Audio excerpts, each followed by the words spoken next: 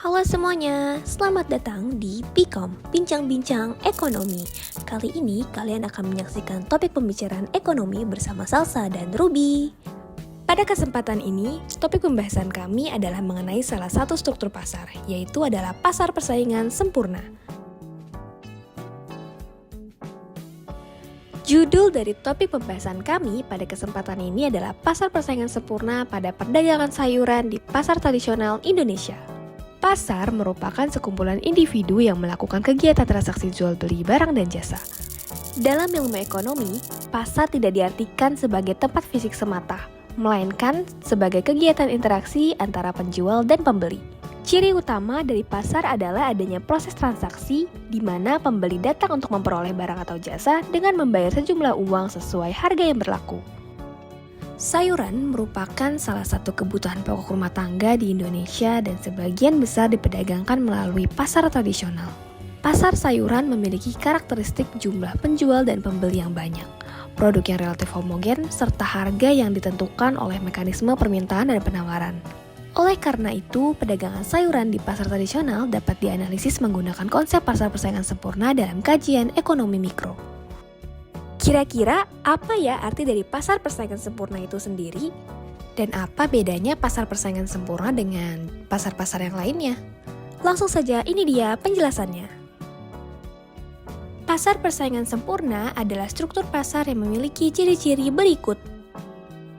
Menurut Pindike dan Rubinfeld 2018 dalam buku teksnya yang berjudul Microeconomics menyatakan bahwa dalam pasar persaingan sempurna terdapat banyak penjual dan pembeli sehingga masing-masing pelaku hanya memiliki porsi yang sangat kecil terhadap total pasar dan tidak mampu mempengaruhi harga pasar secara individual. Dalam buku Economics menurut Paul dan William 2010, pasar persaingan sempurna ditandai oleh produk yang bersifat homogen. Artinya, barang yang dijual oleh setiap produsen memiliki kualitas dan karakteristik yang sama, sehingga konsumen tidak dapat membedakan produk berdasarkan produsen. Dalam konteks perdagangan sayuran, produk seperti bayam, kangkung, dan sawi memiliki kualitas dan fungsi yang relatif sama, sehingga konsumen tidak membedakan produk berdasarkan merek atau penjual tertentu. Pada pasar persaingan sempurna, pedagang tidak dapat menetapkan harga secara sepihak, melainkan harus mengikuti harga pasar yang berlaku. Apabila pedagang menetapkan harga yang lebih tinggi, maka konsumen dapat dengan mudah berpindah ke pedagang lain yang menawarkan harga lebih rendah.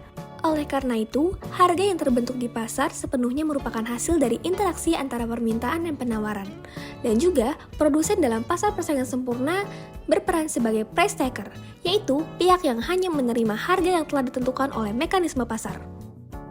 Dalam pasar persaingan sempurna, pembeli dan penjual memiliki informasi yang relatif sama mengenai harga dan kualitas barang. Dalam buku Economics, Paul dan William 2010 juga menyatakan bahwasannya keterbukaan informasi menyebabkan konsumen dapat dengan mudah membandingkan harga antar penjual, sehingga tidak ada ruang bagi produsen untuk melakukan manipulasi harga. Salah satu ciri utama pasar persaingan sempurna adalah bebasnya keluar dan masuk pasar, artinya tidak terdapat hambatan yang signifikan baik secara ekonomi, hukum, maupun teknologi bagi pelaku usaha untuk memulai atau menghentikan kegiatan usahanya.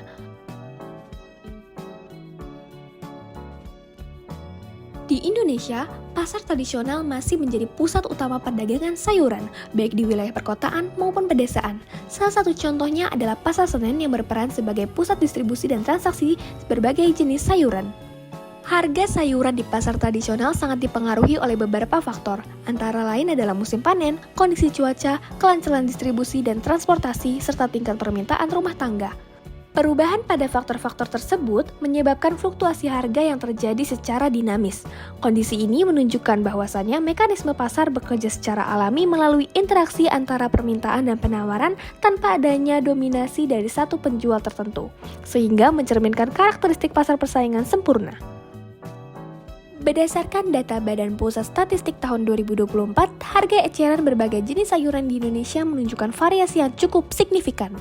Perbedaan harga antar jenis sayuran ini menunjukkan bahwa harga tersebut secara alami melalui mekanisme pasar sesuai dengan karakteristik pasar persaingan sempurna, di mana banyak penjual dan pembeli berinteraksi tanpa adanya dominasi satu pelaku usaha tertentu. Kita melihat statistik dengan harga seperti yang tertera pada tabel, produksi sayuran nasional pada tahun 2024 mencapai 14,74 ton, di mana produksi tersebut lebih tinggi dibandingkan tahun 2023.